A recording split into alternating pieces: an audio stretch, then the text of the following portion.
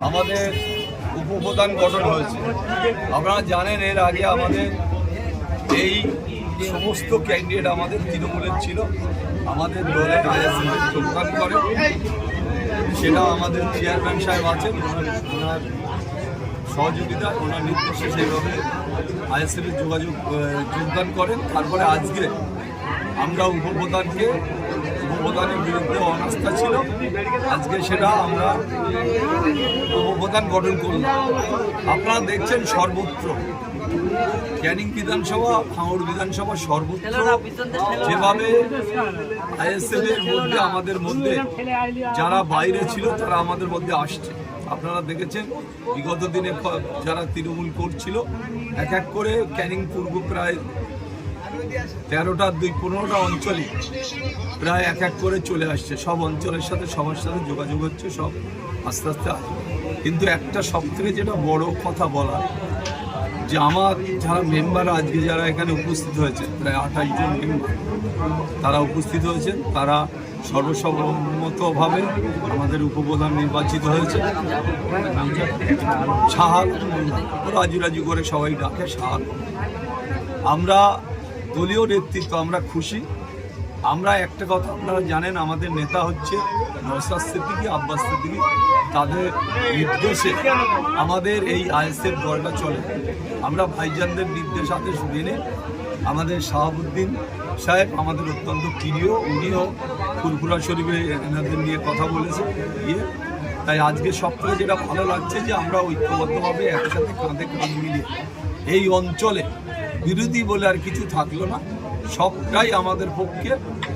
আর কাজ করার দিকটা আমাদের সব থেকে আমাদের সুবিধা হয়েছে, যেহেতু প্রধান ম্যাডাম রয়েছে, উনি ওনার জায়গাটা ঠিকই আছেন। আমরা কোনোভাবে উনি ভালো কাজ করেছেন বিগত দিনে, সেই কারণে উনি ওনার জায়গাটা ঠিক আছে।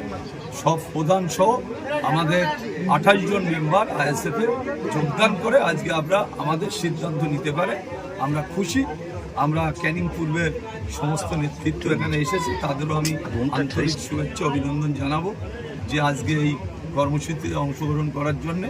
তাই একটা কথা মনে রাখতে হবে যে আমরা সবাই একটা দলে ছিলাম, একটা দলে এসছি, তাই বলে যে আমরা কাজের ক্ষেত্রে না, আমরা মানুষের জন্যে, মানুষের কাজের জন্যে, মানুষ পিছিয়ে পড়া মানুষের জন্যে এই পঞ্চায়েত, আমরা ন্যায় পঞ্চায়েত চাই।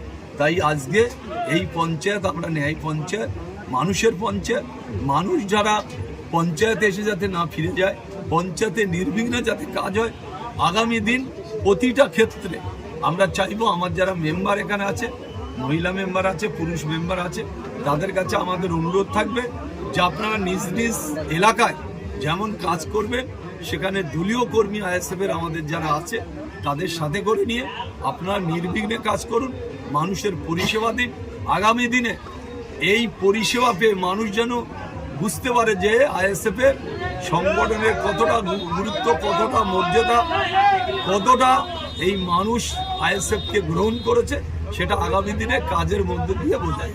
দাদা, নতুন সরকার আসে, কাজের গতির উপরে কতটা আস্থা আছে? না, একটা ব্যাপারে শুনুন, কেন্দ্র সরকার আর রাজ্য সরকার ডবল ইঞ্জিন সরকার, কেন্দ্রেও বিজেপি, রাজ্যেও বিজেপি।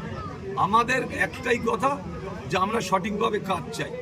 আমরা সরকারের কাছে আমাদের আবেদন থাকবে আমাদের পঞ্চায়েতগুলোতে যাতে নির্বিঘ্নে কাজ করতে পারে, মানুষ যাতে পরিষেবা পায়, প্রতিটা ক্ষেত্রে যাতে বঞ্চিত না হয়, সেই ক্ষেত্রটা এই সরকারের কাছে আমাদের আবেদন থাকবে যে আমাদের কাজ পরিপূর্ণভাবে দিক পঞ্চায়েত, আমাদের পঞ্চায়েতের মেম্বার প্রধানরা সঠিকভাবে কাজ করতে পারে। ধন্যবাদ।